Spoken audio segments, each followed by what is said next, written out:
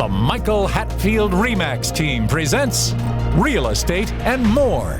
Bay Area real estate is different than in all of America. And why? What's up with home buyers? What's on sellers' minds? How is the market? And much, much more. Now, here's your host, Michael Hatfield. Welcome to the Real Estate and More show, and I'm so glad you're with us today because we have a truly special guest joining us. If you've ever struggled with or known someone affected by deep-rooted daddy issues, well, we've got the conversation for you today. On our show, we have Mr. Dave Novak. Dave is a noted author. He is a pastor of long-term experience and has a lot of great things to say. The name of his book is No More Dad Issues. No More Dad Issues. It's available on Amazon currently, and I have to tell you, he's got a lot to say. He travels across the country. He shares his insights, and he helps great people find the healing that they may need. In our society, we have an issue, and a lot of it has to deal with when a person grows up. So, Dave, welcome to the show. Hey, thank you. I'm really excited to be here. Happy to be here. Well, it's our pleasure for sure. Only part of your qualifications to write a book is being an author. You started out as a pastor, and you were doing that for a long time. Tell us about that. Yeah, so I have been in ministry. I grew up as a PK, a pastor's kid. And growing up into my 20s, I responded to the call of God to be a youth pastor. So I did that for close to 10 years. And then after that, God put it on our heart, my wife and I, to start a brand new church in the Sacramento area. And so we started off with nothing and kicked it off in 2008. And yeah, it was quite the experience. I kind of have an entrepreneurial type spirit. So I love building things, and we just got to see a lot of great things happen in the lives of people over the 15 years. And then in 2022 or 23, God spoke to me about leaving that after I wrote No More Dad Issues, to leave that and the ministry of pastoring, and to now go and speak on the platform of this. And I didn't plan on it, but here we are today. It's about 20 months later since that happened, and God's doing some cool stuff. Wow. I've actually observed you and your wife. You work as a team and just do such a great job with getting this message out to people. And I think it's just incredibly important in our society today to address issues that can pop up. You do have children, don't you, also? So you get to practice what you preach? Yes, I have a 19 and a 21-year-old. And, speaking of dad issues, there are things that I have to constantly work on as well, especially when you're aware that you've gone through it and it's come to light and you have a revelation of, man, there's things I have to change. I get, by default, we kind of slide into those as dads. And so, it's a constant work. And plus, I've told my kids several times, you're going to need to read my book when you get older, because I'm leaving behind probably a little bit of dad issues myself. So, yeah. I don't think so. I think you're pretty much on top of it. Why don't we define what dad issues actually are? Yeah. So it really comes from father wounds, things that have happened in our past, in our life. And many times people they think that, you go back to, well, it's serious abuse when, it comes from the little things. I've heard people even say, never came to my performances. My dad didn't show up at my games. Just they just haven't felt the value. Maybe their dad walked out and they never met their dad.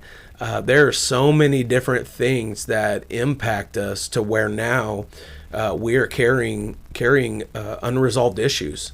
And so with these, you have this bottled up kind of frustrations, resentment, hurt, you're broken. And when you live that way unknowingly, it begins to just impact other areas of your life, from relationships to business to whatever environment you're in. And so that's what really happens when you have those kind of issues. Yeah, and I can see it. It's interesting that you say abandonment is one of the sources for wounds between a child and their father. Yeah. And in my job that I had prior, I look back on it and I'm thinking, it's the job. You're flying airplanes all over the place, Yeah. and you have a type of abandonment right there. And I think being serious about it and what you can do about it as a father and a wife or a spouse is very important, wouldn't you say? So one reason is you look in the scripture in Proverbs, and it says that the fathers are the glory of their children. Well, my greatness, my identity, my value really comes with this man who I want to be great in my life. I think he's the hero. He's the big guy. And when that's not there, the value and your identity is, more unknown. And so that's why it's so important for dads to be present. So emotional scars result. Yeah. When these type of elements interject themselves between a father and a child. So you were talking the last time that I heard you speak. Yeah. You were talking on the merits discussed in your book, No More Dad Issues. And by the way, that's available on Amazon. Currently, you can pick up a copy of that. It's really a great read. I strongly suggest that you help Dave out because he's not struggling at all, but it will definitely help him to write additional books in the future. Yeah. And I think it's a great thing. So pick it up from Amazon, No More Dad Issues. So how did the subject of this book come to your mind? How did you become inspired right from the beginning? Where did it happen? Well, there was something great that happened earlier in my 20s that really brought healing, and we can jump into that.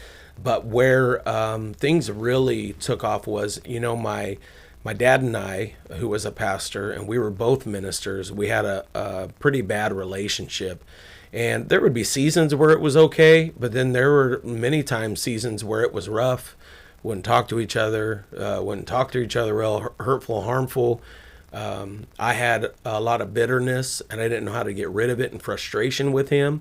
And then here he is dealing with this kid who's, has these issues towards him.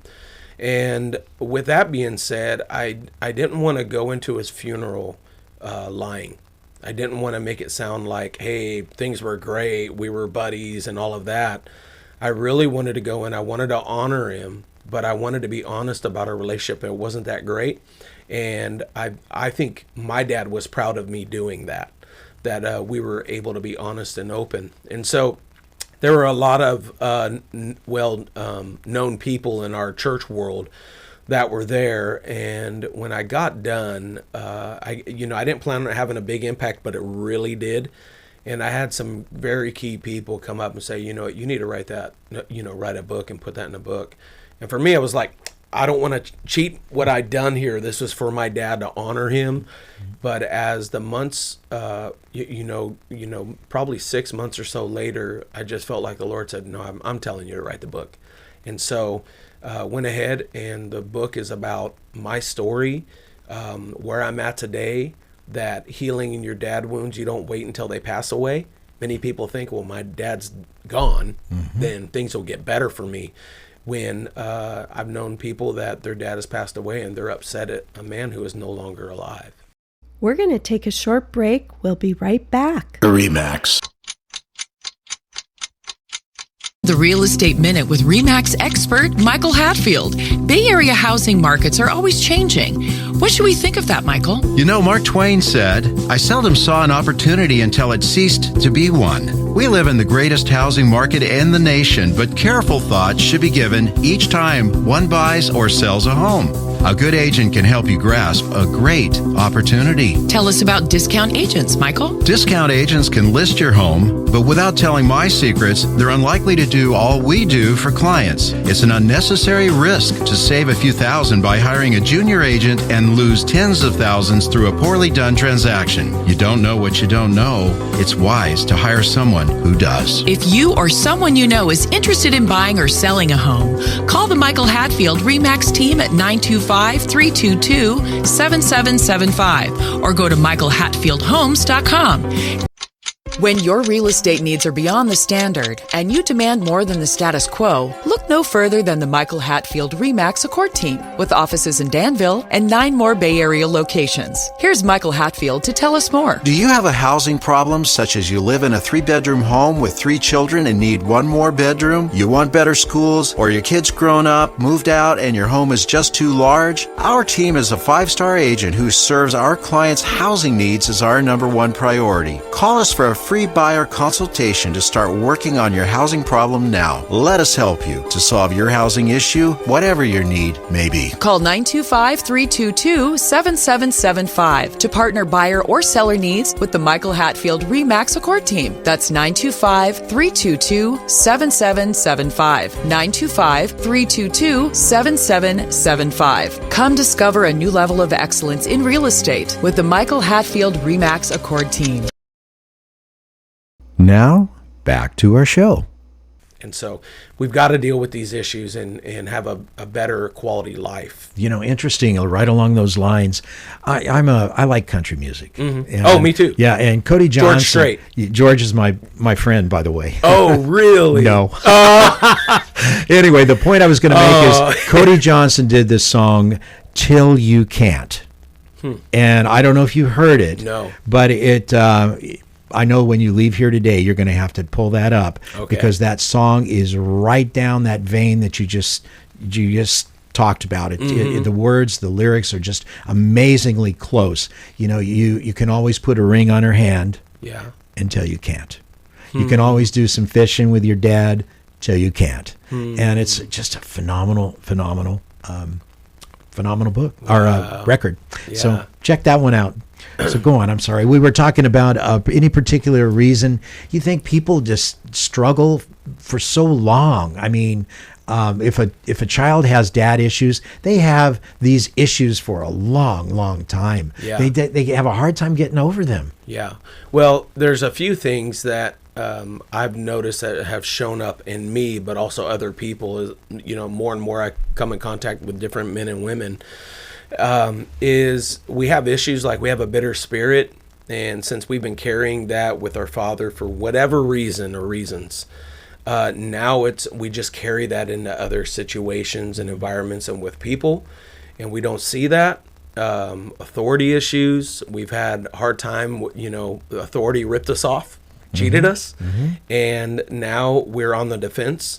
And we want respect from authority. No one's going to tell us, you know, and going along with the program, it's hard to cooperate. Approval addiction, you know, for me, that was a deal, performance, because, you know, if you would only do this, or you can be this much better, that was great. And so for me, it was... I'm guilty of that one. Okay. And performance. Many people, this is what I've learned, is most people who have anxiety, it comes from a performance anxiety, because they have this pressure to perform and do really well, and they're uneasy. And so when I heard that, I'm like, I think I got a little bit of that. You know, I realized when I was going to training on an airplane, they would put you in the simulator, and it just be a tremendous stress generator in that simulator. So you go down and you have to prove yourself every 6 months, and you have every emergency under the book. Wow. And you come home because you're always looking for things that are not right. It's not the things that are right. You're always looking for the things that are not right. Right. So you come home and, you know, you throw your flight bag and your suitcase down, and you take a nap, and you get up, and you suddenly realize that you're doing that with your family as well. So airline pilots, same kind of deal. Yes. Yeah. When you have a job that, you know, it's high stress level, of course you're going to do that. And also, this is where dad issue can hit is, you know, your dad, his career may have been more important, or his addiction, whatever it is that took you away to where you've lost value. Like you don't value me. Why aren't you there for me? And, you know, so there's so many different ways. And another way that it shows itself is when we start making reckless decisions, and we have behavior to where he didn't care, and why should I? So who cares about anything or anyone? And so we develop habits, we have toxic relationships, can't keep a job or poor work ethic, whatever it is, those things start to show up because I don't really care that much either. He didn't. So, You know, it's an interesting thing. My father, I had a great father and mom, and they were the American dream type, you know, but they would fuss and they would fuss at me, and you know, just that's the way that you grow up. Right. But he was more stoic, I think, than what I would have liked. Looking back, you know, instead of telling me, I would have to pick it up through the subconscious in some way. Nowadays, you know, hey, Dave, pick up your clothes. You know, it's one of the, hey, Right. Michael, pick up that up, you know, clean your room, you know, this kind of a deal.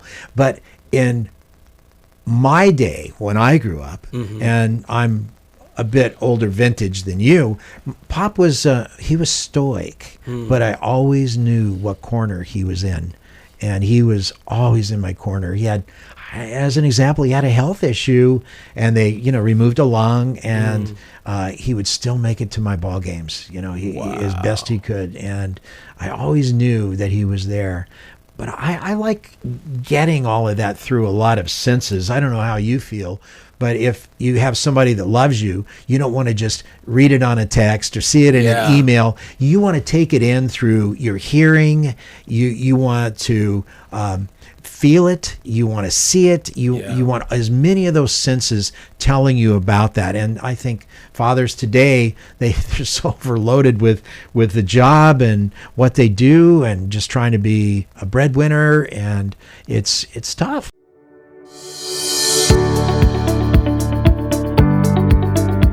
We're Michael and Nancy Hatfield, experienced agents who enthusiastically represent buyers and sellers wishing to buy or sell their home. 2025 could be your year in the marketplace to buy or even to sell. You ask why? The number of sellers and buyers in our current housing market is somewhat limited. Therefore, any lowering of mortgage rates or reduced taxes or reduced inflation or an economic improvement will drive this market and home prices even higher, possibly creating a lost opportunity for buyers. It is time to move on your dreams and take action before your housing quest is left behind. If you or anyone you know is interested in buying or selling a home, please contact us at 925-322-7775 and let's talk about your housing dreams.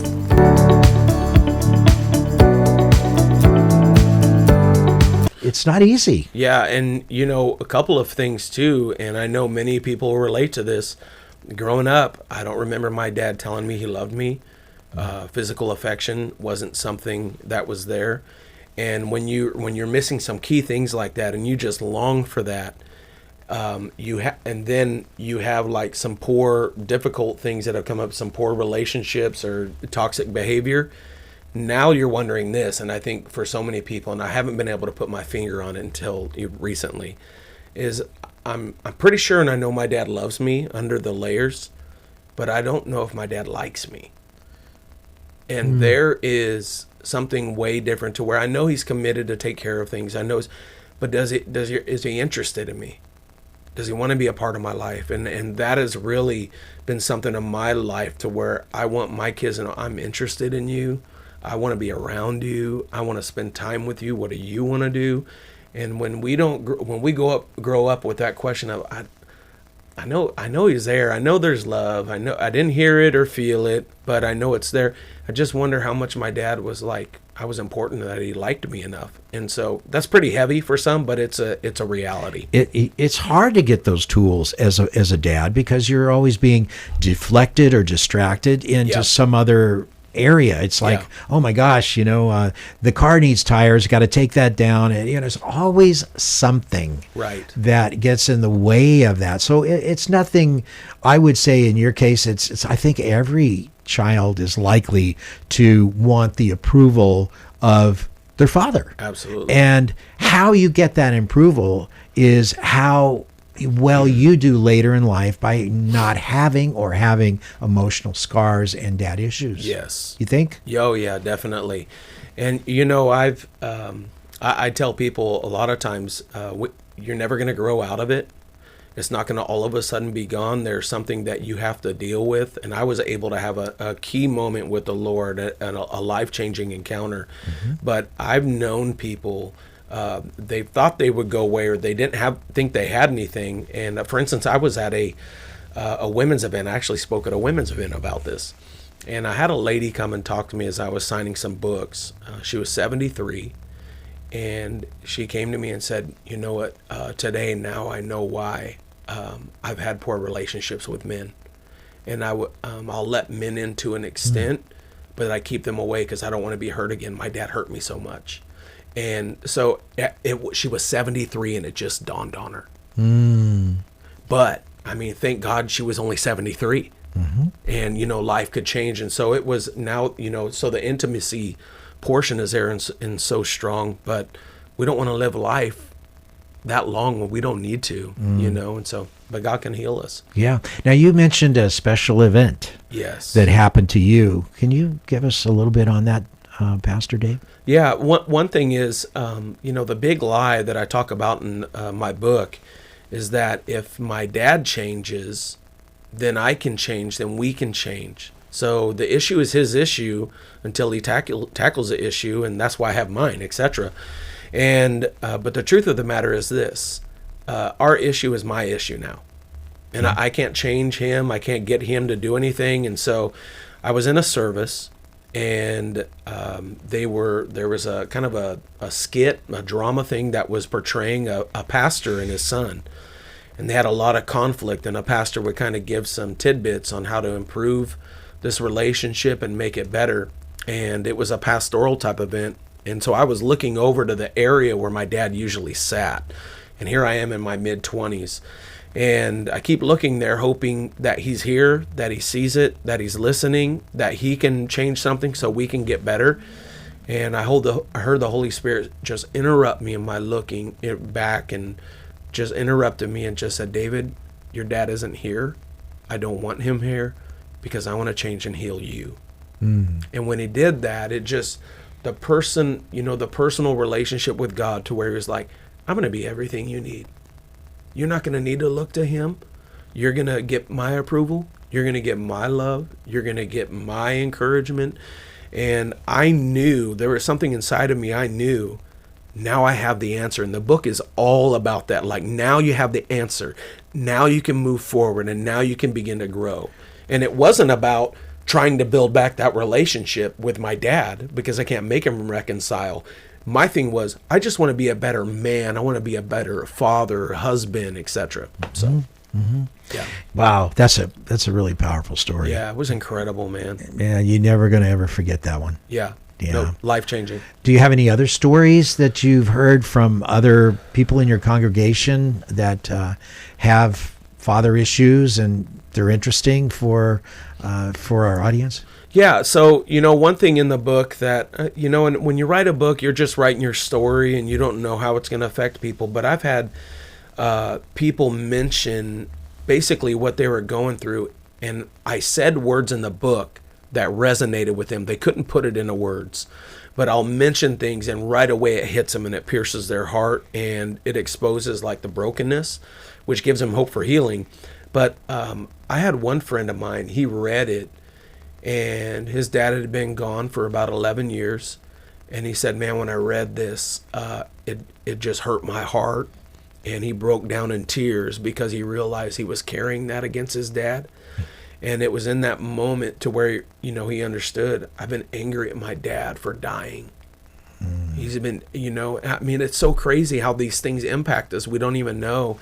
And so when he realized that, that was a beginning of, okay, there's hope for healing. And so I go in and I speak at Folsom Prison, and I've been in there with different people, you know, maximum security, level 4 murders or whatever, and they don't even realize they have dad issues. And we get to talking, and we have these tough, hardcore men breaking down in tears, now realizing where it came from. Isn't there a huge percentage that have dad issues that are in penitentiaries? Oh, absolutely. I think it's 90% don't have their didn't have their dad in their life. Wow. And there was one man, he was like 89, and they called him Doc. And he came to one of our small group meetings. I was taking him through my book. And Doc was in there, and he was kind of blown away with how real these guys were getting. He missed the first couple of weeks. And he came back the next following week, and he was sitting there in tears, and he said, you know what, it was pretty heavy last week what you guys said, but I realized I needed to forgive my dad. He was 89. 89. And he said, I want to be better for my kids and my grandkids, even though I'm in here. You know, it's interesting.